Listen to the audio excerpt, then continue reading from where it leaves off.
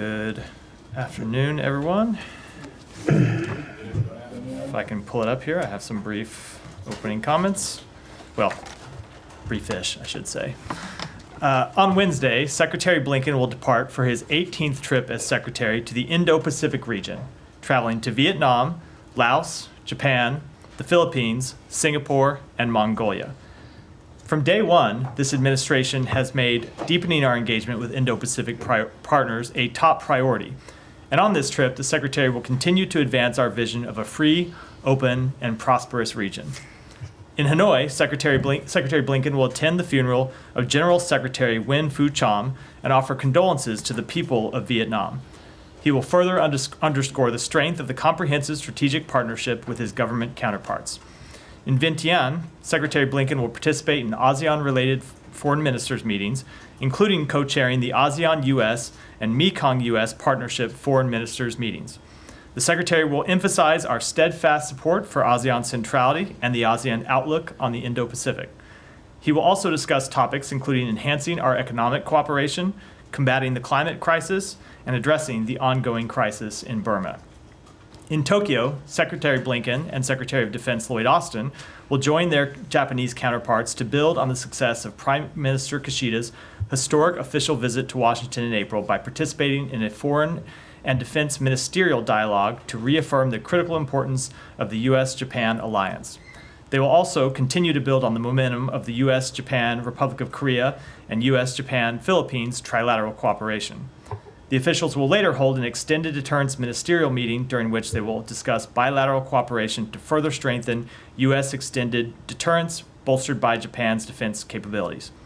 Finally, in Tokyo, Secretary Blinken will join his Australian, Indian, and Japanese counterparts for a Quad foreign ministers meeting during which the officials will discuss how our four nations can continue to deliver concrete benefits for the Indo-Pacific region. In Manila, Secretary Blinken and Secretary Austin will meet with their Philippine counterparts for a 2+2 ministerial dialogue. They will reaffirm our nation's shared vision of a free and open Indo-Pacific region and support for adherence to international law in maritime domains. They will discuss ways to deepen coordination on shared challenges, including in the South China Sea, while also advancing our critically important bilateral economic agenda. In Singapore, Secretary Blinken will meet with senior Singapore officials to review the growth of our cooperation on security, economic, climate, and technology objectives. The Secretary will also co-chair the second round of the U.S.-Singapore Critical and Emerging Technologies Dialogue, where the two sides will discuss how to reduce barriers to innovation and increase collaboration while also protecting national security. Finally, in Mongolia, the Secretary will meet Foreign Minister Batsitseg to continue the momentum from the first ever U.S.-Mongolia Comprehensive Strategic Dialogue, which the Secretary and Deputy Secretary will host in Washington tomorrow. The two will hold in-depth discussions on our country's growing relationship as demonstrated by ongoing initiatives to bolster our people-to-people ties through professional and educational exchanges, English language programs, and establishing direct flights between our two countries. We will have more to share in the coming days as the trip proceeds and look forward to making further meetings and events public as we move along. With that, Matt. Okay. Thanks, Matt. Just broadly on the trip, and I think in fact, I'm sure I know the answer to this, but I'm going to ask it anyway just to get you on. Was there any consideration after yesterday at, say, 1:45 p.m. of the Secretary pulling this down? No, none at all. In fact, this isn't a direct answer to the question, but I think it's relevant. So the Secretary convened the senior leadership team of the department this morning to share a few things with him. One, that he talked to the President yesterday after the announcement, and the President made clear that he is focused on all of the work that we're doing, the administration is doing broadly, but that, of course, that we in the national security space are doing.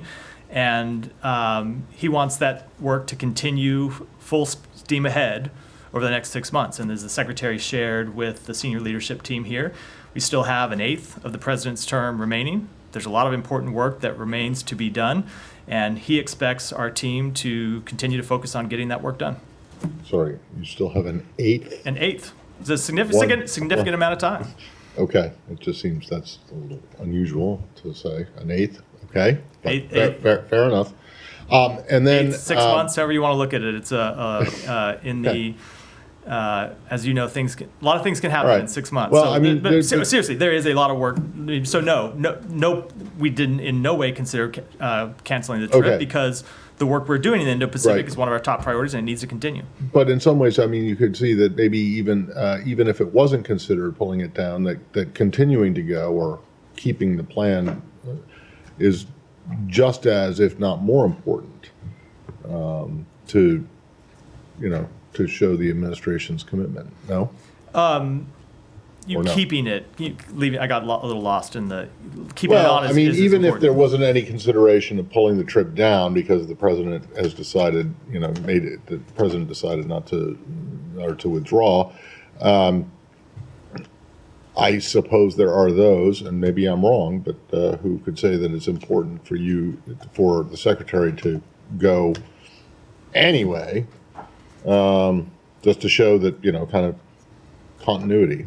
Yeah, I'm sure people could make that argument. I would say from our perspective, we don't really connect it to Right. to a campaign decision. We connect it to the fact that the president was elected to a 4-year term. We have a number of work left to do in the remainder of Okay. that term, and we're going to be laser focused on getting that work done. All right, and then I asked this question earlier today, but I do want to know. I mean, on Friday in Aspen, the secretary said that he'd be planning to see the Chinese foreign minister in Laos. Is that actually going to be? Is that going to be a formal meeting, or is it just like he's going to pass him in the hallway or see him across the table at dinner or something like that? So I don't have any meetings to announce today with respect to either Wang Yi or any other officials we may see on the sidelines of either any of these meetings. But as you know, when we have been in the same place as the Chinese foreign minister on other trips, we have found occasion to sit down with him in one respect or the other, and I would certainly expect that to be the case here. Okay. Well, you have also found occasion on some other trips, certainly not all or many, to sit down with the Russian foreign minister. Do you expect something like that to happen? I do not. Okay. Do Thank not. you. Can I just follow up? Was there any guidance that went out to posts about how to discuss what happened yesterday in Aldac or anything? No. Aldac has gone out as of yet. We may end up sending some guidance along the lines of what the secretary communicated to the senior leadership today.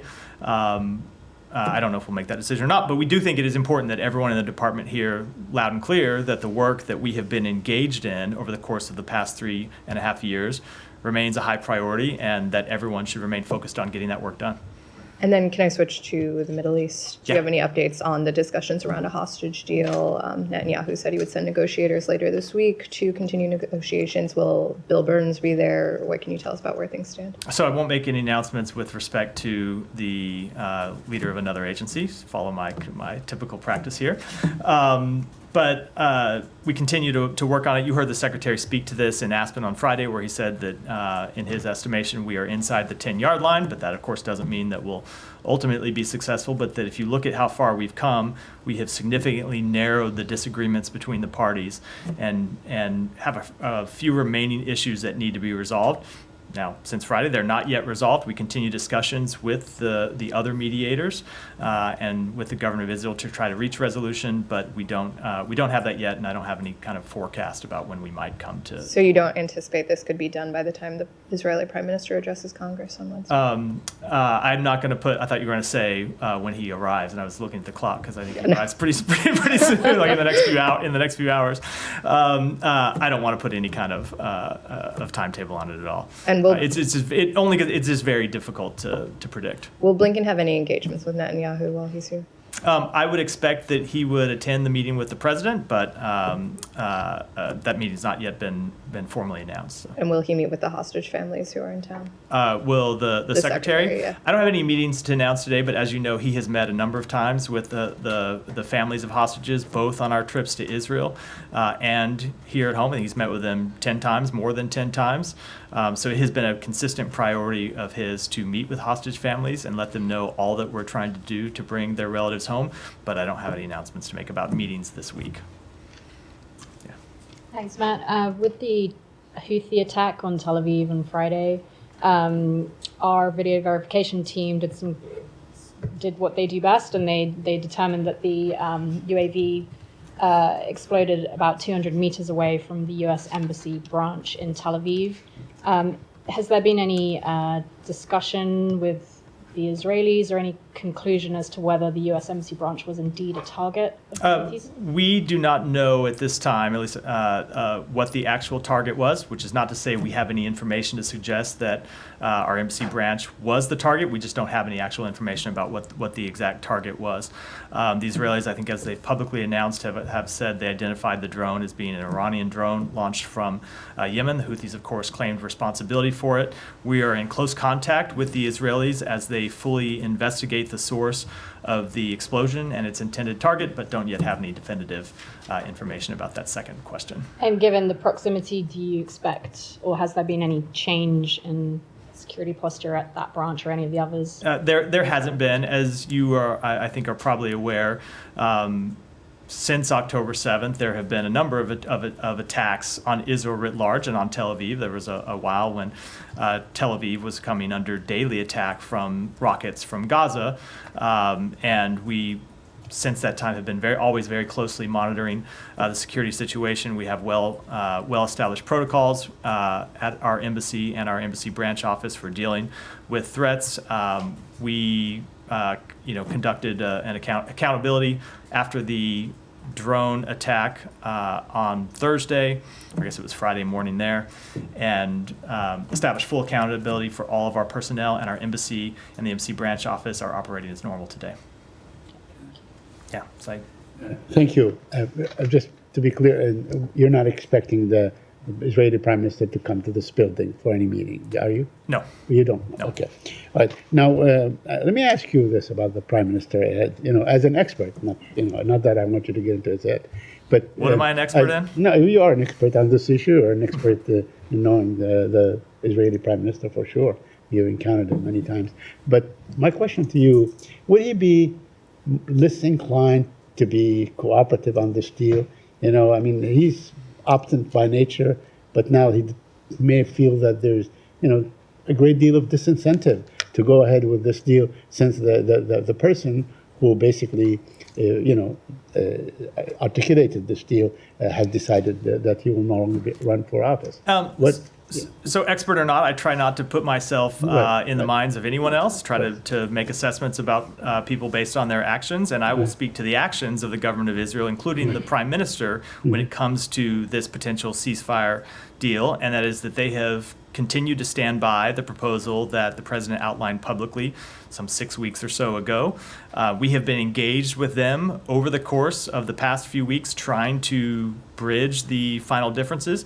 And what they tell us and what they continue to show is that they are working to try to get a deal. Doesn't mean that they are willing to agree to every demand that Hamas has made. Of course not. That's the standard way a negotiation proceeds. But we continue to judge that they are working to try to reach a deal. Okay, so you don't feel that a great deal may have changed, and let's say, and what Israel would agree to in the last 24 hours as a result? No, I do not. And again, I'm going to assess all the parties by the actions they take. Right. Yeah, a couple more questions. The U.S. criticized the ruling, the ICJ ruling, that the Israeli occupation of Palestine is illegal. Why would you do that? Because you guys, I want to learn. You are a signatory to 242, 338, and so on, which speak very clearly on, what is occupied territory and so on. Why would you be opposed to a statement that is stating the obvious, actually, that the West Bank and East Jerusalem? So if you look closely at the response that we gave to people that asked for our take on this ruling on Friday, what we said is that we have been clear that the Israeli government's support for settlements is inconsistent with international law, and of course runs contrary to the cause of peace. And that we respect the role the International Court of Justice plays in the peaceful settlement of disputes. But what we are concerned about is that parties will use the court's advice as a pretext for further unilateral actions that will just deepen divisions and make the cause of establishing an independent Palestinian state more difficult to achieve. So we're clear on what we think about the settlement program, and we're also clear about what we think the ultimate outcome ought to be here, which is the establishment of an independent Palestinian state, and that's what we continue to pursue. Right. I mean, your position is very clear on the occupation, very clear on the pursuit of a two-state solution and so on, and the settlement, all this. But the Israelis are not responding. Now, you continue to say that the best or the most feasible path forward on this is negotiation. But then we have the legislative body of Israel come out and say, we're not going to negotiate on this issue. So why not then, take this matter into some sort of international forum? Because we believe the best outcome, ultimately, to establish an independent Palestinian state, and it's important to remember the practical goal that we want to see achieved. Not votes at international bodies that don't do anything, not rhetorical statements that don't do anything. We want to see the actual establishment of an independent Palestinian state. And in our judgment, to get there, it is going to require a negotiation. And yeah, it's a very difficult process. Obviously, Right. there's a reason why this dispute has been dragging on for decades now. But we continue to push for the establishment of a Palestinian state, and we continue to look at ways to come out of the current conflict and get a ceasefire and build a ceasefire into lasting peace and build a ceasefire into enduring stability, and ultimately push for the establishment of a Palestinian state. Not to say that it's easy. Of course, it's not easy, but in our judgment, that is the route that has the ultimate best chance of success. Lastly, on the water, Israel is using water as a weapon, according to different reports in Gaza. I mean, it's like water has been cut off by 94%. Are you aware of this situation? I haven't seen that specific report, but I can tell you that we have been working to try and get food and, of course, water into the people of Gaza. We have been working to try and get pipelines turned back on. There have been times that Israel has made progress working with local Palestinian agencies to try to get water turned back on, and then you had events that led to pipes being disrupted again. Obviously, the provision of water is incredibly important. It's why, for another example, we've worked to get fuel into Gaza to allow desalination plants to run so they can provide water to the people who need it, and that continues to be a priority for us. Thank you. Yeah.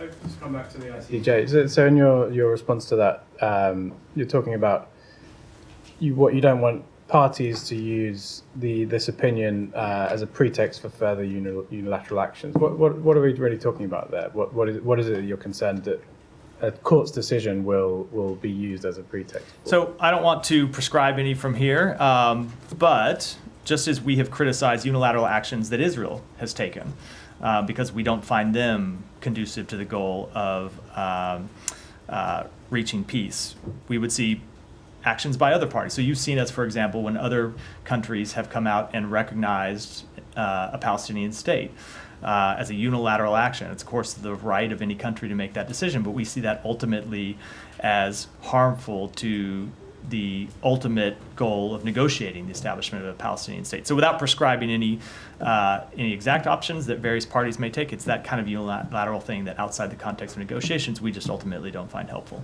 Right. I think like what Said was kind of getting at, if you're basically saying we don't sort of see this court's opinion as useful, but that's not really what courts are for, right? They're not there as bodies to make useful political interventions in issues. This is an issue where you say you support international law, but in international law, the concept of international law means that there are courts that can rule on these kind of things, right? And now we've got the ICC and the ICJ have both taken actions regarding Israel in the last few months, and in both cases you've sort of pretty strongly spoken out about those courts interventions. So, how can you say that you support international law when whenever the bodies of international law act, you denounce it? So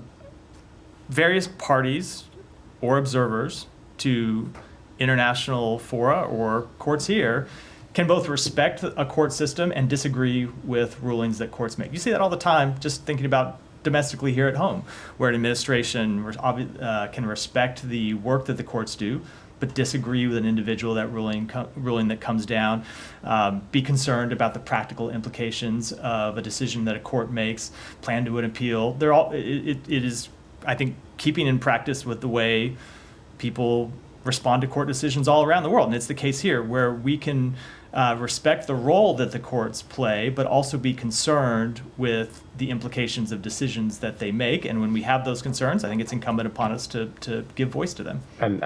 But by doing that, you're signaling to your ally Israel that it doesn't need to follow those rulings. Yeah, so this was an advisory ruling, first of all, but I think what it signals is that when we have concerns, we're going to speak to them publicly. Yeah. A couple of topics. On also Kurmashova, we learned today that last week Russian court rushed through her conviction in a secret trial. They sentenced her 6.5 years to prison. Any comment on that? So we remain focused on the case of Alsu Kurmasheva. She's a dedicated journalist who is being targeted by Russian authorities for her uncompromising commitment to speaking the truth and her principled reporting. Journalism is not a crime, as you have heard us say on a number of occasions, and we continue to make very clear that she should be released. Thank you. Moving to the second strip. Sorry, just on that, can you just explain why it is that she has not been determined to have been wrongfully detained? I don't have any update, only in that, when we're reviewing these matters, I never give kind of readouts on the internal process while they're ongoing. Yeah, but she has not, but correct? we have not yet made a determination in this case, but we Not have yet. called Not- on her to be released. Well, yeah, but not because she's been wrongfully Correct. detained. Correct. So that suggests that you think that there might be something to the charges. against her. No, it does not suggest that at all. What I think it is an indication of is oftentimes there are a number of factors that we have to take into consideration.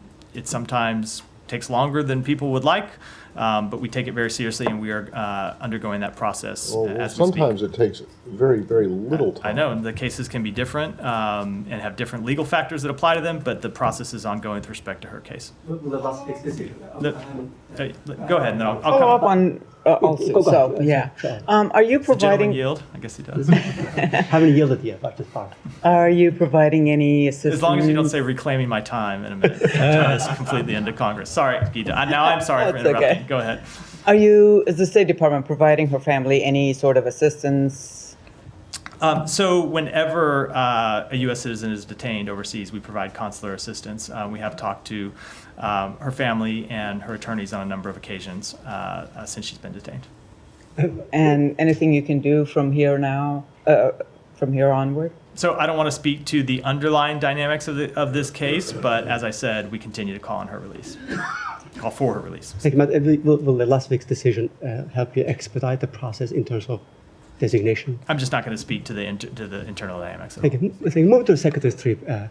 On particularly the Tokyo leg of the trip on 2+2 meeting, will there be any discussion in terms of certifying Japanese companies which are in the process of speeding up? And I think they also announced that they're going to produce more Patriots. Now Ukraine is more, and you guys can't provide. So Japan has capabilities. Is it something that is being discussed? Or will be So discussed? whenever we have these types of discussions with our allies and partners, the situation in Ukraine and the need to continue to back Ukraine is near the top of the list, if not at the top of the list, and that's always the case. But I don't want to get into what the specific conversations might be before we have them. Obviously, the Secretary will have press conferences along the trip, and we'll have readouts of the trip, so you'll be able to see what we've talked about, and journalists will be able to ask him exactly what we talked about in the meetings. Sure, thank you. I have one more on a particular drawdown package that latest one you guys announced. Both the State Department and DOD said that the amount was $225 million, right? But the presidential memorandum, the secretary, is reflecting $125 million. Can you please clarify which one? I will was have to actual? take that back, Alex. I have two more on South Caucasus, if I may. Or can you come Why back don't we to go me? to someone else? You don't get to do 7 questions at the top. Please come back to me. Well, if we have time, I'll come back to you. But if you had a South Caucasus question, ask a South Caucasus question. Go ahead, Michelle. Thank you, Matt. Do you have any details on the U.S.-Iraq security cooperation dialogue that's being held in Washington today, as the U.S. ambassador to Iraq has said? Yeah, so representatives from the State Department, including Deputy Assistant Secretary Victoria Taylor and Ambassador Romanowski, are participating in the U.S.-Iraq Joint Security Cooperation Dialogue this week with our colleagues at the Defense Department. This is the second joint security cooperation dialogue between the United States and Iraq. The meetings are an opportunity to reaffirm our joint commitment to security cooperation and regional stability and continue discussions on further developing Iraq's security and defense capabilities. Will they discuss the U.S. forces' presence in Iraq? So I don't want to get into it in detail. We'll have a statement that comes out after the meeting, but we do remain committed to the higher military commission process that began in August. I think, as you know, that process is to determine how the coalition's military mission will transition based on the threat from ISIS, operational and environmental requirements, the capabilities of Iraqi security forces, but I don't have any further detail to give on. And finally, when will the meetings be done? I would defer to the Defense Department. They are the actual hosts of the meeting. They are this week in Washington, but with respect to specific timing, I would defer to them to speak to it. Thank you. Thank you, Matt. Two questions. Former President Trump said last week that he got along well with North Korean leader Kim Jong-un, and he said it is good to get along well with a country that has many nuclear weapons. As you know, North Korea has continued to develop nuclear weapons, and the WMD, even while engaging in along with the United States and North Korea or South and North Korea in the past. How would you comment on about getting along with the dictator Kim Jong-un? I wouldn't. Why not? I typically prefer not to comment on campaign matters from this podium. And also, North Korea is already threatening the Korean Peninsula with nuclear weapons as well as the international community. North Korea is also demanding a price to give up its nuclear weapons. Do you think that if we get along well with North Korea will give up its nuclear weapons? So I'm not going to speak to comments that were made in the course of the campaign, which I know that's a question asking me to respond to. But I will repeat, as I've said before, we have made clear on a number of occasions that we prefer diplomacy to deal with this situation, and the North Koreans have shown that they are not in any way interested in that. Thank you. Can I follow up on the senior leadership meeting Yeah. this morning? Was there any talk of a shift of priorities, or is there any hope or less hope for accomplishing some certain goals for this administration now that there's a 6-month condensed timeline for its existence? No talk of shifting priorities. In fact, just the opposite. As I said, the secretary telling the team that he wants all of them to continue to focus on the priorities that we have been working on. Obviously, if you look across the world, it will be continuing to deepen our partnerships in the Indo-Pacific regions, part of what the secretary is doing on this trip that he will undertake at the end of this week into next week, but there's other work that happens at the levels below him.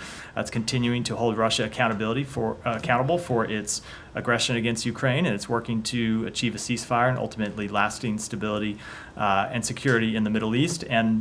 But those obviously aren't the only things. You look across every bureau of this department, they have things that they're working on, and the secretary's mission is keep focused, keep at it, and work as hard as possible to run through the tape. Go ahead. Thank you, Matt. Massive killings going on in Bangladesh, as you know. Bangladesh security forces given shot on sight, and nobody knows the death toll. Internet shutdowns for 50 days today, and its death toll crosses hundreds. And government is using their Supreme Court, control Supreme Court, to control the voices of the students. So it's just an unthinkable situation. And I saw the many members of the Congress, human rights organization, asking to and expressing their solidarity with the student movement. Nobel laureate Professor Muhammad Yunus urged the world leaders, including US and United Nations, to act promptly to rescue the Bangladeshi people and the democratic rights. So what is your comment on this? So we are closely following developments in Bangladesh. We continue to call for calm and de-escalation. We condemn all recent acts of violence in Bangladesh and reiterate our unwavering support for peaceful assembly. In addition, we remain deeply concerned by reports of ongoing telecommunications disruptions across the country, which limit the ability of people in Bangladesh, including American citizens, to access critical information. We call on the government to restore internet service. We condemn the reported shoot-on-sight orders that have been given and call for those to be rescinded. And of course, I would just, as a final thought with respect to the situation, reiterate that media freedom is an essential building block of a thriving democracy. It is essential that journalists in Bangladesh, as is true everywhere in the world, be able to function freely. One thing is around Just no interruptions, just Around- one at a time. the Bangladeshi people are protesting everywhere in the world, in front of the State Department, White House, Times Square. But the UAE, when they are protesting in the Dubai, some places in UAE, they sentenced 57 Bangladeshi for 11 years. Why they are protesting against their own government. So what is your comment? And finally, do you rely on Bangladesh regime as you are calling and urging they will entertain your call and urge, As we see in last 15 years, Bangladesh is run by authoritarian regime and they are trying to keep their power by any means using the security forces. So with respect to the first question, I wasn't aware of that report, so I'm reluctant to comment on it, as always the case when I don't have perfect information here. But when it comes to the government in Bangladesh, it's a government with which we've worked on a number of issues, but we also make clear when we have concerns, as I believe I just did. One follow-up. Go ahead. Thank you so much, Saeem. I know that you will tell already that you told, but the widespread violent protest happened in Bangladesh recent days, and already Bangladesh Supreme Court on Sunday rolled back most of the controversial quotas on government jobs. That is, they now send back to the government that this quota system they should change, and they are taking this time. Maybe they're giving the ruling from government would be 93% of government job will be free for the without quota.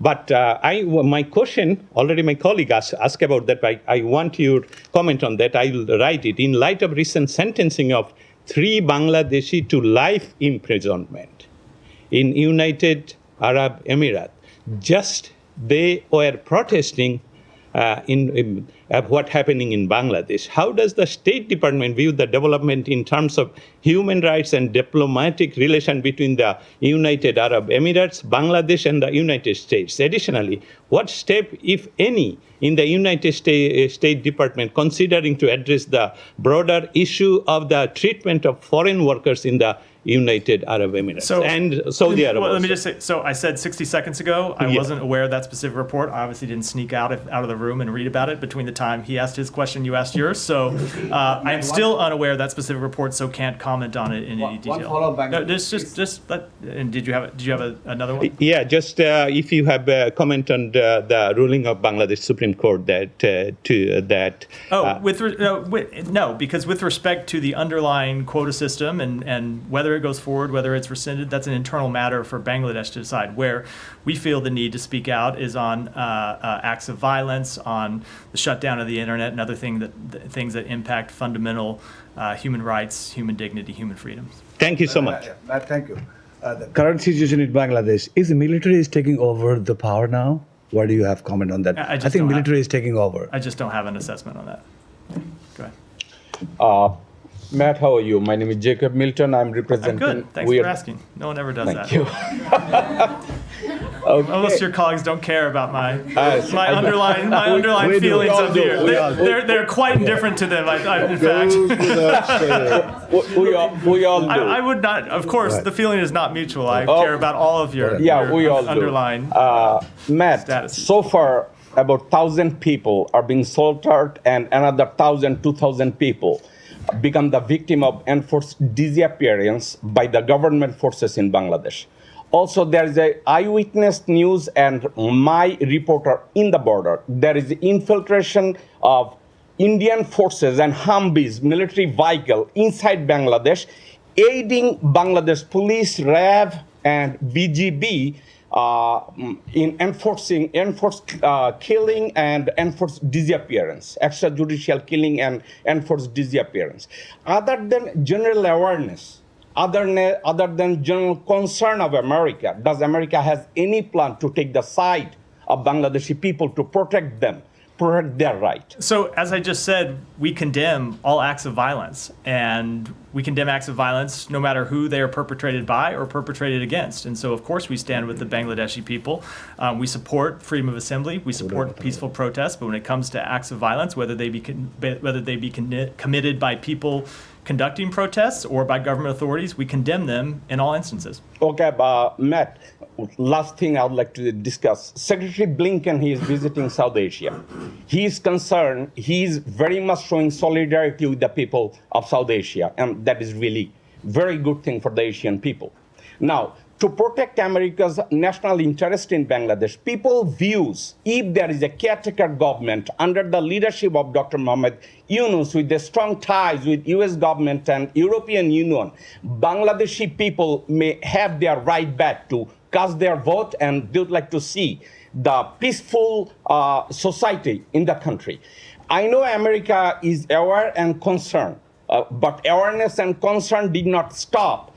Thousands of people are getting killed, thousands are getting disappearing from their house. Is there anything else that people can expect from America? So we will continue to make our concerns clear, and we will continue to speak with our partners in the international community about concerns that we have. But when it comes to, it's not so much the premises of your question, but is somewhat a point that you raised, as opposed to alternative leadership in Bangladesh, that ultimately is a question for the Bangladeshi people, not the United States of America. Go ahead. Thank you very much. Going back to the ceasefire deal, actually, Secretary's remarks, the 10-yard line, was on Friday, just before Sunday, President Biden's decision to drop out the race. Now, Prime Minister Netanyahu arrives in a very politically uncertain environment. To say, I feel dots being connected here that don't necessarily connect, but go ahead. Maybe I should, go ahead.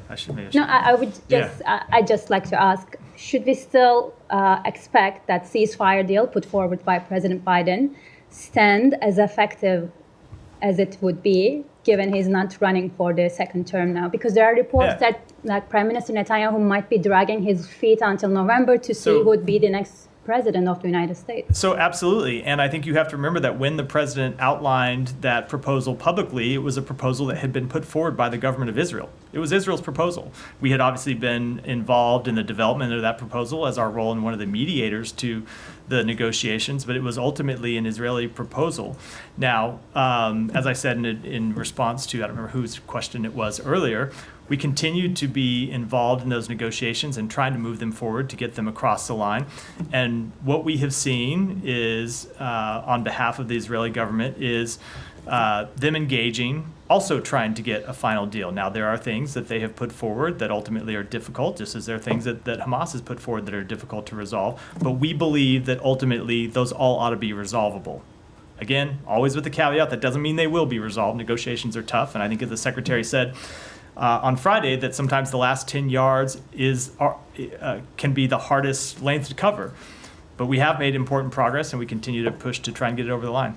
Yeah. So Let me finish talking. Might be the hardest to cover, but it doesn't take 3 days. I mean, that's a pretty crappy red zone offense. So if you 3-4 days now. So if you look at how long we have been involved in these negotiations, I get it, but he said it on the Friday. The analogy does not carry over to a 60-minute football game. We have been involved in these negotiations for some time, going back months. Like an 8-month, a 9-month. Going back months game. is obviously. Sounds more like a cricket test match than it does. Here you go with cricket again. You're now testing my cricket knowledge again. Well, let's talk water polo then. Definitely not. You don't have any concerns that the process would be slower now, given the president is not running for a second term because of the uncertainty for a second term of. I do not. Look, ultimately, we believe a ceasefire deal is in the interest of the government of Israel. It's in the interest of the Palestinian people. That's why it ought to be agreed to, and we'll continue to push for it as hard as we can. Now, Hiba, go ahead. Yeah, go ahead. The meeting between the Prime Minister and the President doesn't take place tomorrow or before that Secretary traveled to Asia. Do we expect a separate meeting between Secretary Blinken and Netanyahu? I just don't. It's hard for me to answer that without knowing when the meeting with the Prime Minister is going to be scheduled. So before I get into what I would expect if something doesn't happen, I think I'll wait and see what actually does. Thank you. Ask me on Wednesday if it hasn't happened yet, then maybe. Yeah, go ahead. Yeah. Thank you very much. Thank you very much. How are you doing, by the way? Thank you. You've been very kind today, and I am very emotional guy. So if you're going to be this down, the next 3-4 months are going to be very tough for me. So please cheer up. It's still a few months to go. I didn't know I was giving off such a So down Pakistani appearance. embassy in Germany was attacked by these Afghan kids, and they ripped off the flag as well. Your reaction on that, and then connecting it with the last week question a little bit. Pakistani journalists are condemning that Voice of America had given so much coverage to that day when the funeral was held, and kids were walking with Afghan flag in Pakistan. But to this incident where in Germany, Pakistani embassy was attacked, flag torn down, and tried to burn it. Your reaction on both of these things? So please? with respect to the underlying incident, let me take it back and get you an answer. With respect to Voice of America's coverage, Voice of America is an independent outlet that makes its own editorial decisions. Any concerns that people have, they should direct to them. But it must State affect Department. diplomatic relations, though, right? They make independent editorial decisions, and you should direct any questions to them. Okay. Just one question more, please. And because this question, me and you have talked about it so much, not as much as Imran Khan. President Trump in his speech had mentioned two things which I have been raising with you multiple times, and in Pentagon as well. 14 U.S. soldiers who died at the last day. And I asked for inquiry at the Pentagon. My issue was that the U.S. was already withdrawing. There was no ambassador of State Department at that time in Afghanistan. The second thing I've been raising with you and Mr. Kirby is the weapons left there. Mr. Trump mentioned it as well. Now, the other thing is Reuters mentioned, again, this issue I've mentioned with you, that the U.S. funds to Afghanistan may have landed into the wrong hands as well. All these three issues, I want to give you again an opportunity to at least give your opinion or thoughts about it in a more... If you want a different answer, you're not going to get one. With respect to the to weapons, I would defer to my colleagues at the Pentagon, obviously, who I think you said you've raised that question with before. They're the appropriate agency to speak to that. When it comes to U.S. funding of the Taliban, no, we flatly do not fund the Taliban. Made that clear on a number of occasions. Go ahead. Follow up on Yeah. Netanyahu. Has there been any engagement or discussion with Israelis regarding Netanyahu's expected remarks to Congress on Wednesday? Not that I'm aware of. I'm sure it may have come up anecdotally. Obviously, we talk to the Israeli government all the time, but no, I'm not aware of what he's going to say. So, Alex, go ahead, and then Jenny, and then we'll wrap up. Thank you, Mike. On South Caucasus, we have Russian officials over the weekend stating on the record that Russia is, quote, prepared to assist the ruling Georgian Dream Party in maintaining power if required.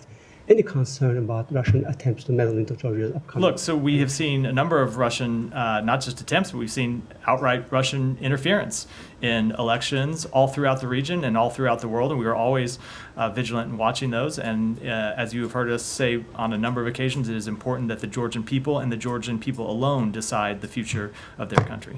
Thank you. And on Armenia, I want to get your thoughts about today's EU decision to start both a visa-free dialogue and also supporting with funding from European Peace Fund, its implications for our region, please.